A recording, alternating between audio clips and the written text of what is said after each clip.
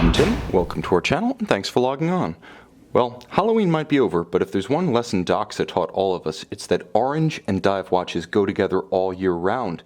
Today we're discussing this Omega Seamaster Planet Ocean 600-meter coaxial dive watch. You can see and you can purchase this Omega Seamaster Professional on our website. Subscribe to our YouTube channel if you enjoy these videos, and please click on the card in the upper right-hand corner of the screen at any time during this video to see our full commercial listing for this watch with extra high-res images, accessories included with the sale, and of course complete pricing information for this Seamaster Professional Planet Ocean. Now, released in 2005, the Seamaster Planet Ocean was an upscale, larger, and in many cases more technologically advanced series than the standard Bond Seamaster 300 meters, and this is from that first class of Seamaster Planet Oceans. The 42mm case size, it's more versatile than the bigger versions, and as a result it competes more or less squarely against both Rolex's dive watches and Breitling's dive watches. You could even say that it's competitive against the Omega Seamaster Professional 300 meter class due to its 42mm size, and it wears quite compact for that size. From lug to lug, the watch is a very manageable 48mm, so on my 16cm wrist, oval in profile, flat across the top, it wears flush and it wears secure. In terms of thickness, again, this is the caliber 2500, so it doesn't need to be thick.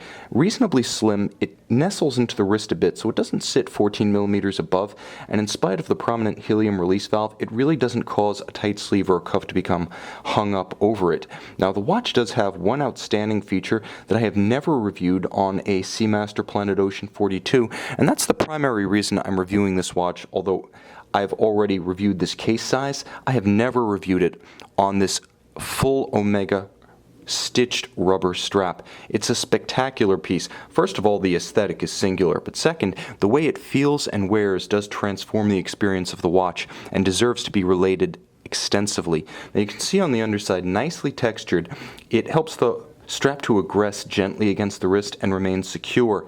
There's not much flare to the strap, but there is some. It does wear a bit larger than its 48mm lug-to-lug measurement would suggest because the strap does push outward a little bit. It's constrained against the flank of the case, so it has a very nice integrated look, but you will have to buckle it a little tighter to get a more secure fit because there is some rigidity built into the strap. Now, the clasp is of incredibly high quality, fully polished, beautifully finished inside and out. It's twin trigger, so not friction fit. It can accidentally pop open. With a lot of metal involved in its construction, it also nicely counterweights the heavy watch head, and the design is such that excess strap is tucked underneath the clasp, which cleans up the aesthetic and removes the need for minder loops on this side of the strap. Now, like I said, it's a heavy clasp, so it nicely counterweights the watch on the wrist such that, just as with the keel of a sailboat, it prevents a loosely worn Planet Ocean from porpoising too much on the wrist. Now, the case is classic Omega Seamaster Professional. Really, all Omega Professional watches using that nomenclature feature some variant of this beveled case, asymmetrical with crown guards built in. It's handsome. It features a nuanced and contrasting finish. You can see satin on the flanks with many polished highlights. It also features an anodized aluminum bezel insert, all of orange, that nicely matches the strap and the dial details. Now, the Planet Oceans are all a bit retro-inspired by the original Seamaster 300 of 1957, and you can see that continues on the dial, with the broader arrow-style hands and the orange Arabic numerals and the large trapezoidal indices. The watch is absolutely fearsome in the dark as the immense loomed surfaces glow with incredible intensity.